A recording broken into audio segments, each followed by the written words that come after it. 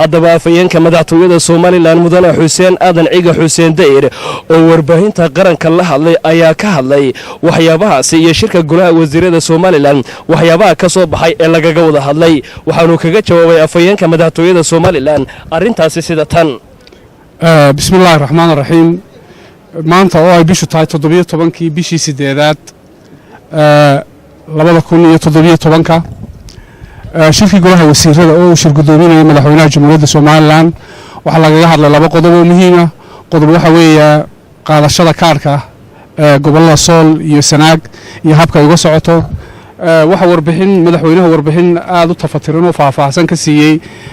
habsi u socodka qaadashada kaarka iyo guud ahaanba arintaas sida uga socoto labada gobol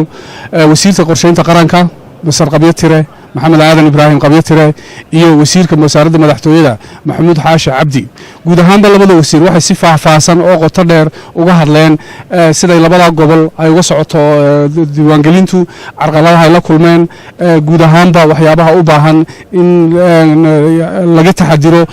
labada wasiir waxay madaxweynaha siiyeen warbixin waafiya oo ay sheegeen in guud ahaanba si nabadgelyo ay uga socoto qaadashada kaarku labada gobol Sool iyo Sanaag dhul aad u baaxad leh ay wasiiradu mareen oo min hadaftimo ilaa kala bayd laascaanood dharkeengeeyo ceerigaabo guud ahaanba gobolada labada gobol ee baaxad ahaan dhulka ugu weyn Somaliland ku fargareeya ama ay ka kooban tahay si aad u qurux badan ayay uga socotaa habsami socodka qaadashada kaarku waa arrin muujinaysa qarannimadeena dimuqraadiyadeena iyo bisaylka ay ummadeenu leedahay in si quman oo qiimo badan leh ay uga qayb qaataan doorashada madaxtooyada ee foodeena ugu soo haysa biidmillaah kariim 13 bisha November 2017 madaxweynuhu uga mahadnaqay wasiirada iyo wafdigii kale kamid ah xukuumadda